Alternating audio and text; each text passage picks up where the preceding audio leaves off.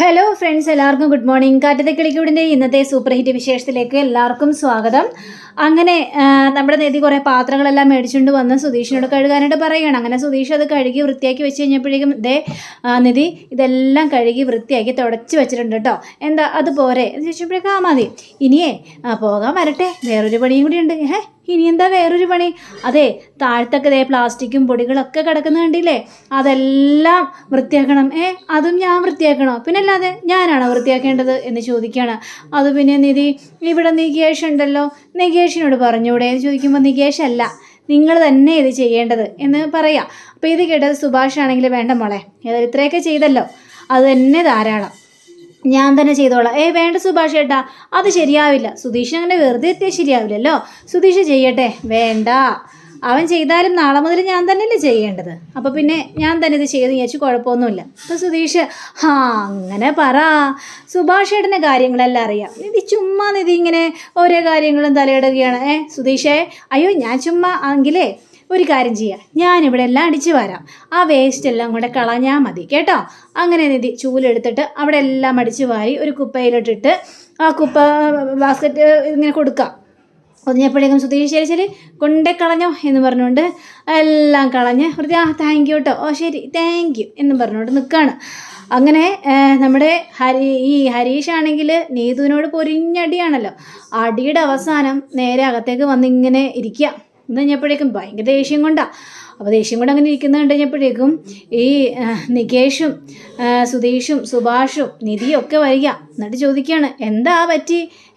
ഭയങ്കര ദേഷ്യത്തിലാണല്ലോ, നീതുവിനോട് ഉടക്കിയോ എന്നൊക്കെ ചോദിക്കുമ്പോൾ ഉടക്കി, എനിക്കേ തല പുകയുന്ന പോലെയുണ്ട്, അവളുടെ ഓരോ ഉടക്കം കേൾക്കുമ്പോഴേ എനിക്ക് അരിശ്യം വരുന്ന രീതിയിലാണ് അവൾ കിടന്ന് ഓരോ കാര്യങ്ങൾ പെരുമാറുന്നത്. എനിക്കതൊന്നും സഹിക്കാൻ പറ്റാത്ത കാര്യമാണ്. അതൊക്കെ ഇങ്ങനെ നിൽക്കുക. അപ്പോഴേക്കും അതേ നിധി ഇവിടെ എല്ലാ പാത്രങ്ങളൊക്കെ കുറേ മേടിച്ചുകൊണ്ട് വന്നു. അതിന് സുധീഷേട്ടൻ പൈസ മുടക്കിയോ എന്നൊക്കെ ഹരീഷ് ചോദിക്കുകയാണ്. അതിന് ഞാൻ പൈസ മുടക്കേണ്ട ആവശ്യമൊന്നും വന്നില്ല, നിധി അതിന് സമ്മതിച്ചുമില്ല, ഞാൻ പൈസ മുടക്കാന്നൊക്കെ പറഞ്ഞതാ. അപ്പം നിധിയുടെ ആഗ്രഹം നിധി തന്നെ ആയിക്കോട്ടെ എന്നൊക്കെ പറഞ്ഞു. അപ്പോഴേക്കും നമ്മുടെ നിധിയാണെങ്കിൽ അതെ ഞാനൊന്ന് ഫ്രഷ് ആയിട്ട് വരട്ടെ എന്നും പറഞ്ഞുകൊണ്ട് നിധി നേരെ അകത്തേക്ക് കയറി പോവുകയാണ്. അകത്തേക്ക് കയറി പോയി കഴിഞ്ഞപ്പോഴേക്കും നമ്മുടെ ഹരീഷ് ആണെങ്കിൽ ഇടപെടോ, തനിക്ക് നാണം ഉണ്ടോടോ, ഏട്ടത്തി ആ പാത്രങ്ങളെല്ലാം മേടിക്കാമെന്ന് പറഞ്ഞു കഴിഞ്ഞപ്പോഴേക്ക് താൻ എന്തിനാടോ ഏട്ടത്തിയെ കൊണ്ട് പാത്രങ്ങളെല്ലാം മേടിപ്പിച്ചെന്ന് ചോദിച്ചപ്പോഴേക്കും അത് ശരി, നിധി മേടിക്കാമെന്ന് പറഞ്ഞു, മേടിച്ചു. അതിന് നിധി അന്യ വീട്ടിലെ പെൺകുട്ടിയൊന്നും അല്ലല്ലോ, ഈ വീട്ടിലെ തന്നെയല്ലേ, അപ്പോൾ നിധി മേടിച്ചെന്ന് വിചാരിച്ച് നിനക്ക് എന്താണ് കുഴപ്പം? ഇടപെടോ, തനിക്ക് അങ്ങനെ പറയാനൊക്കെ ഉളുപ്പുണ്ടാവും. ഏട്ടത്തി എന്തെങ്കിലും വേണമെന്ന് പറഞ്ഞാൽ കൂടിയും താനാണത് മേടിച്ചു കൊടുക്കേണ്ടത്, അല്ലാതെ തന്നെയൊക്കെ താനൊക്കെ എന്തിനാണ് ജീവിച്ചത്? എടാ ഹരീഷേ, നീ കൂടുതൽ പറയാൻ നിൽക്കരുതേ, പറഞ്ഞ് കിടന്ന് ഓവറാവുന്നുണ്ട്. എന്തോവറാവുന്നു? അല്ലെങ്കിലും ഈ വീട്ടിലെ കാര്യങ്ങൾ എന്തെങ്കിലും താൻ നോക്കാറുണ്ടോടോ? തനിക്ക് പൈസ മുടക്കുന്ന കാര്യം പറയുമ്പോൾ തനിക്ക് വല്ലാത്തൊരു ബുദ്ധിമുട്ടാണ്, വല്ലാത്തൊരു വിമ്മിഷ്ടമാണ്. എപ്പോഴെങ്കിലും താൻ പൈസ മുടക്കും. എടാ, തനിക്ക് കുളിക്കാൻ സോപ്പ് വരെ മേടിച്ചെന്ന സുഭാഷേട്ടനല്ലേടോ എന്നൊക്കെ ഇങ്ങനെ പറഞ്ഞപ്പോഴേക്കും സുധീഷിന് വന്ന കാലി, എടാ എന്താടാ പറഞ്ഞതെന്ന് ചോദിച്ചുകൊണ്ട് ഇങ്ങനെ വരികയാണ്. അപ്പോഴേക്കും നികേഷ് ആണെങ്കിൽ ഇതേ ഹരീഷേട്ടാ, വേണ്ട ഹരീഷേട്ടാ, എവിടെയോ കിടന്ന് വെച്ച ദേഷ്യം ഇവിടെ ആരും എത്തെടുത്ത് തീർക്കാൻ നിൽക്കുന്നത്. എടാ ഞാൻ പറഞ്ഞാൽ എന്താണ് തെറ്റ്? ഞാൻ പറയുമ്പോൾ സത്യം തന്നെയല്ലേ? എടാ നിന്നെ പോലെ അല്ല ഞാനിവിടെ കഴിയുന്നത് എന്ന് സുധീഷിനെ നോക്കി തന്നെ പറയുകയാണ്. പിന്നെ എങ്ങനെയാണ് കഴിയുന്നത്? നീ ആരാണ് നിൻ്റെ വിചാരം? നീ വെറും മെക്കാനിക്കല്ലേടാ? അതേടോ, ഞാൻ മെക്കാനിക്ക് തന്നെയാണ് എന്ന് വിചാരിച്ച് തന്നെ പോലെ ഒരു ചെലവിനും കൊടുക്കാതെ ഉരുട്ടി വിഴുങ്ങുന്നില്ല ഞാൻ. അപ്പതാ സുധീഷിന് കലി വന്നിട്ട് നീ എന്താടാ പറഞ്ഞുകൊണ്ട് ഈ ഹരീഷിനെ പിടിച്ചിട്ട് ഒറ്റ അടിയാണ്. പിന്നീട് നമ്മുടെ സുഭാഷും നികേഷൊക്കെ പിടിച്ചു മാറ്റാനായിട്ട് നോക്കിയ ഒരു രക്ഷയില്ല, അവർ നിലത്ത് കിടന്ന് ഉരുണ്ട അടി പിടിക്കുക. അപ്പോഴാണ് നിധി ഇറങ്ങി വരുന്നത്. അപ്പം നിധി കണ്ടുകഴിഞ്ഞപ്പോഴേക്ക് എന്തേത്, എന്താ സംഭവം, എന്തെങ്കിലും അടി കൂടുന്നത്, ഒന്ന് നിർത്ത് എണീക്ക് എന്ന് പറഞ്ഞു കഴിഞ്ഞപ്പോഴേക്കും ഇവരെണീക്കാനായിട്ട് തയ്യാറാവുന്നില്ല. അങ്ങനെ അവിടെ കുറച്ച് വെള്ളം ഇരുന്നേച്ചത് അത് ഇവരുടെ മേത്തേക്ക് അങ്ങോട്ട് ഒറ്റ എറിയാണ്. അപ്പോൾ വെള്ളം എന്ന് പറഞ്ഞുകൊണ്ട് അവരെണീക്കണം. നിങ്ങൾക്ക് എന്താ പറ്റിയത്? ഞാൻ 2 മിനിറ്റ് അയാൾ അങ്ങോട്ട് അകത്തേക്ക് കയറിപ്പോയിട്ട് അതിന് മുമ്പ് അടി തുടങ്ങിയോ? തൊട്ടതിനും പിടിച്ചതിനൊക്കെ നിങ്ങൾ എന്തിനാണ് ഇങ്ങനെ ദേഷ്യപ്പെട്ട് അടി കൂടുന്നത്? നിങ്ങൾക്ക് വേറെ ഒരു പണിയില്ലേ? ഇത് വല്ലാത്തൊരു മോശം ഏർപ്പാടാണ് കേട്ടോ. ഇവിടെ ഈ കുടുംബത്തിൽ ഓരോ പ്രശ്നങ്ങൾ നടക്കാൻ നിങ്ങൾ എന്തിനിങ്ങനെ നടത്തിക്കൂട്ടി വെക്കുന്നത്? നിങ്ങൾ എന്തിനിങ്ങനെ കിടന്ന് കാണിച്ചു കൂട്ടുന്നത്? ഇത് വല്ലാത്തൊരു കഷ്ടമാണ്. എത്ര പറഞ്ഞാലും 2 എണ്ണത്തിനും ചെവിയിലോട്ടൊന്നും കയറില്ല എന്നും പറഞ്ഞ് നിധി കയറി പോവാണ്. അപ്പോഴേക്കും ഇവർ ആകെ ചമ്മി നാറിപ്പോയൊരവസ്ഥയിലായി പോവാണ്. അങ്ങനെ ഇവർ ബാക്കി പ്രശ്നങ്ങളെല്ലാം സോൾവ് ആയി നിധിയെല്ലാം ഫ്രഷ് ആയിട്ട് വരികയാണ്. സുധീഷ് അവിടെ വന്ന് ഇങ്ങനെ ചായ കുടിച്ചുകൊണ്ട് നിൽക്കുകയാണ്. അപ്പോൾ നിധി ചോദിക്കുകയാണ്, രണ്ടുപേരും വഴക്ക് കഴിഞ്ഞില്ല, എന്തിനാ മോന്തേ വീർപ്പിച്ചുകൊണ്ട് നിൽക്കുന്നത് എന്ന് ചോദിക്കുമ്പോൾ, ഞാൻ മോന്തയൊന്നും വീർപ്പിച്ചില്ലല്ലോ, ഞാൻ നോർമലായിട്ട് തന്നെ നിൽക്കുന്നത് എന്ന് സുധീഷ് പറയുമ്പോൾ ഹരീഷും പറയണം, അതെ ഞാൻ നോർമലായിട്ട് തന്നെയാ, പക്ഷെ അങ്ങനെ തോന്നുന്നില്ലല്ലോ. നാളെ നിശ്ചയ സുഭാഷ് ഏട്ടൻ്റെ നിശ്ചയമാണ് നാളെ. അപ്പോൾ നിശ്ചയത്തിന് വേണ്ടിയുള്ള കാര്യങ്ങളെല്ലാം ചെയ്യണ്ടേ? മോതിരം മേടിക്കണ്ടേ? മോതിരം മേടിക്കണമല്ലേ? നമ്മൾ മോതിരം മേടിക്കണ്ടേ? അത് ശരിയാണല്ലോ. ഇനിയിപ്പോൾ സുഭാഷ് ഏട്ടൻ മേടിച്ച് വെച്ചിട്ടുണ്ടാവോ? ഈ കല്യാണം നമ്മളറിയാതെയല്ലേ ആലോചിച്ചത്. അപ്പം നമ്മളറിയാതെ സുഭാഷ് ഏട്ടൻ മോതിരം മേടിച്ച് വെച്ചിട്ടുണ്ടെങ്കിലും എങ്കിൽ പിന്നെ സുഭാഷ് ഏട്ടനോട് തന്നെ ചോദിക്കാം. സുഭാഷ് ഏട്ടാ എന്ന് പറഞ്ഞു വിളിക്കുകയാണ്. എന്താ മോളെ? സുഭാഷ് ഏട്ടാ, അത് പിന്നെ ഞാൻ ഉണ്ടാക്കിക്കൊണ്ടിരിക്കുക, വരുമ്പോൾ വിളിക്കുക. അതൊന്നും അല്ല സുഭാഷ് ഏട്ടാ, അതെ വേറൊരു കാര്യമാണ് സുഭാഷ് ഏട്ടാ, ഈ നാളെ നിശ്ചയമല്ലേ, അപ്പം നമുക്ക് മോതിരം മേടിക്കണ്ടേ? മോതിരം എന്തിന്? അല്ല, ഈ പെണ്ണിൻ്റെ കയ്യിലേക്ക് മോതിരം മാറണമല്ലോ, അവരൊരു മോതിരം മേടിക്കും, നമ്മളും ഒരു മോതിരം മേടിക്കണമല്ലോ. അതിൻ്റെ ആവശ്യമൊന്നുമില്ല. അവരെന്നോട് സംസാരിച്ചായിരുന്നു, അവർ തന്നെ മോതിരം മേടിച്ചോളാമെന്നാണ് പറഞ്ഞിരിക്കുന്നത്. നമ്മളങ്ങോട്ട് ചെന്നാൽ മാത്രം മതി, എല്ലാ കാര്യങ്ങളും അവർ നോക്കിക്കോളാമെന്ന് പറഞ്ഞിരിക്കുന്നത്. എല്ലാ കാര്യങ്ങളും അവർ നോക്കിക്കോളാമെന്നോ? അവർ നോക്കിക്കോളാമെന്നാണ് പറഞ്ഞിരിക്കുന്നത് എന്നും പറഞ്ഞുകൊണ്ട് ഈ സുഭാഷ് അകത്തേക്ക് കയറി പോവുകയാണ്. അപ്പോൾ ഇവർക്ക് ഡൗട്ട് എന്താണ്, അവരെല്ലാം അവർ തന്നെ നോക്കിക്കോളാമെന്ന് പറഞ്ഞിരിക്കുന്നത്. ഇത് എവിടുത്തെ ഏർപ്പാടാണ്? അല്ല, നമ്മളാണല്ലോ ഒരു മോതിരം മേടിക്കേണ്ടത്. ഇവരിങ്ങനെ തിടുക്കം കൂട്ടി ഓരോരോ കാര്യങ്ങൾ ചെയ്യുന്നുണ്ടല്ലോ, ഒന്നും മനസ്സിലാവുന്നില്ലല്ലോ. ഇനി തെറ്റായതിലാണോ ദൈവമേ പോകുന്നത് എന്ന് ചിന്തിക്കുക. അങ്ങനെ നമ്മുടെ നിധിയാണെങ്കിൽ സുധീഷിനോട്, അതെ സുധീഷേ, ഞാനൊരു കാര്യം പറഞ്ഞില്ലായിരുന്നോ, അതന്വേഷിച്ചോ? എന്ത് കാര്യം?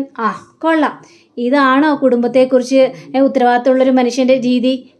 ഞാനൊരു കാര്യം പറഞ്ഞായിരുന്നു സുധീഷിനോട്, അത് സുധീഷ് പോയി അന്വേഷിച്ചായിരുന്നു. അയ്യോ നിധി, ഞാനത് മറന്നുപോയി നിധി, ഞാനിപ്പോൾ തന്നെ പോയി അന്വേഷിക്കാം. ശരി എങ്കിപ്പോൾ എടാ ഹരീഷേ, വാ നമുക്കൊരു കാര്യം അന്വേഷിക്കാനായിട്ട്, പെട്ടെന്ന് വാ എന്ന് പറഞ്ഞുകൊണ്ട് പോവുക. അപ്പോൾ നികേഷിനാണെങ്കിൽ, ഏട്ടത്തി എന്താ ഏട്ടത്തി അവർ പോയത്, എന്തന്വേഷിക്കാനാ?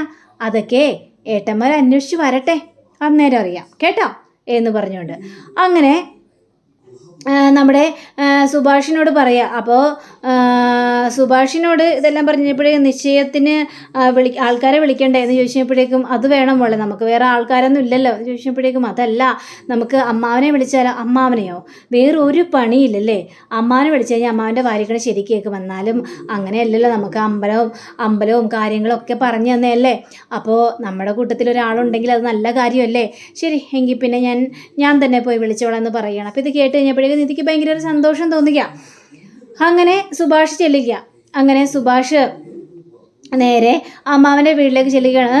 എന്താടാ നീ എന്തിനാ ഇപ്പം ഇങ്ങോട്ട് വന്നത് എന്ന് ചോദിച്ചപ്പോഴേക്കും, അത് പിന്നെ അമ്മാവ ഒരു പ്രത്യേക കാര്യം പറയാൻ വേണ്ടിയാണ്, അത് നാളെ എൻ്റെ നിശ്ചയമാണ്. ഇത് കേട്ട് കഴിഞ്ഞപ്പോഴേക്കും, നിശ്ചയോ? എന്ത് നിശ്ചയം? കല്യാണ നിശ്ചയമാണ്, നിങ്ങൾ എല്ലാവരും വരണമെന്നും പറയുകയാണ്. ഇത് കേട്ട സുനന്ദയ്ക്ക് ഒരുപാട് സന്തോഷം തോന്നുകയാണ്. ആണോ? അതൊരു സന്തോഷ വാർത്ത തന്നെയാണല്ലോ സുഭാഷ് ഏട്ടാ, വളരെ സന്തോഷമായല്ലോ. അപ്പോൾ നീ എന്തിനാടാ നിൻ്റെ നിശ്ചയമാണെങ്കിൽ ഇങ്ങോട്ട് വന്നത് ഞങ്ങളെ വിളിക്കാനായിട്ട്? എൻ്റെ കാര്യം എന്താടാ എന്ന് ചോദിക്കുമ്പോൾ, എനിക്ക് ബന്ധുക്കളായിട്ട് നിങ്ങൾ മാത്രമേ ഉള്ളൂ, അതുകൊണ്ട് നിങ്ങൾ എന്നെ തള്ളിക്കളയരുത്, ഒരു കാരണവരുടെ സ്ഥാനത്ത് വന്ന് ഇത് ഭംഗിയായിട്ട് എല്ലാ കാര്യങ്ങളും നടത്തി തരണമെന്നും പറയുകയാണ്. അപ്പോൾ അമ്മാവനൊന്നും മിണ്ടുന്നുമില്ല. അപ്പോൾ അമ്മായിക്ക് ഭയങ്കരമായിട്ട് അരിശം വരും. അപ്പോൾ സുനന്ദ പറയണ, ഉറപ്പായിട്ടും ഞാൻ ആ നിശ്ചയത്തിന് വന്നിരിക്കും എന്ന് പറയുകയാണ്. എടി സുനന്ദേ, വായടക്കിരിക്കടി. എന്തിനാ ഞാൻ വായടക്കിരിക്കുന്നത്? അതിൻ്റെ കാര്യമൊന്നുമില്ല, ഭരണമൊക്കെ അങ്ങ് പണ്ട്, ഇപ്പം എനിക്ക് ചോദിക്കാനും പറയാനും ആൾക്കാരൊക്കെ ഉണ്ട്.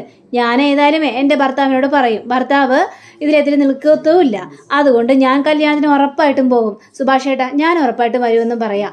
അപ്പോൾ സുഭാഷ് ആണെങ്കിൽ, അമ്മാവനും വരണം ഉറപ്പായിട്ട്, രണ്ടുപേരും വന്ന് അനുഗ്രഹിക്കണം എന്നും പറഞ്ഞുകൊണ്ട് അമ്മാവൻ്റെ കാൽക്കൽ വീഴുകയാണ്. വേണ്ട അതൊന്നും വേണ്ട എന്ന് പറയാ. അമ്മാവ, ഞാൻ പറഞ്ഞല്ലോ അമ്മാവന് അല്ല ഞങ്ങൾക്ക് ബന്ധുവായിട്ടുള്ളൂ, അതുകൊണ്ട് നിങ്ങൾ രണ്ടുപേരും വരണമെന്നും പറയണം, അമ്മാവന് അമ്മായി വരണമെന്നും പറയുകയാണ്. അങ്ങനെ ദക്ഷിണ എടുത്തിട്ട് അമ്മാവൻ്റെ കാൽച്ചുവട്ടിൽ വെക്കുകയാണ്. ഞാൻ എൻ്റെ അച്ഛന് പോലും ദക്ഷിണ കൊടുത്തിട്ടില്ല, അമ്മാവനാണ് ഞാൻ ദക്ഷിണ തന്നിരിക്കുന്നത്, നിങ്ങൾ വരുമെന്ന് തന്നെ ഞാൻ പ്രതീക്ഷിക്കുന്നു എന്നും പറഞ്ഞുകൊണ്ട് സുഭാഷ് ഇറങ്ങിപ്പോവാണ്. അപ്പോഴേക്ക് സുനന്ദ ആ ഒരു ദക്ഷിണ കാൽച്ചുവട്ടിൽ നിന്ന് എടുത്തിട്ട് നേരെ മേശപ്പുറത്ത് വെച്ചതിന് ശേഷം പറയാ, കണ്ടില്ലേ, ഇത്രയും മര്യാദയായിട്ട് നിങ്ങൾ ആരെങ്കിലും ഇതുവരെയും വിളിച്ചിട്ടുണ്ടോ? പോണം, നിശ്ചയത്തിന് പോകണം, ഇനി നിങ്ങൾ വന്നില്ലെങ്കിൽ ഞാൻ പോകും എൻ്റേതായ മര്യാദയ്ക്ക് ഞാൻ പോയിരിക്കും എന്ന് പറഞ്ഞുകൊണ്ട് സുനന്ദ പോയി കഴിഞ്ഞപ്പോഴേക്കും അതേ ഇവിടെ ഒറ്റക്ക് വിട്ടാൽ ശരിയാവോ? അതൊന്നും ശരിയാവുന്ന കാര്യമല്ല. അതുകൊണ്ട് ഇത്രയും കാല് പിടിച്ചല്ലേ, നമുക്ക് നാളെ ഒന്ന് പോയേക്കാം എന്ന് പറയാം.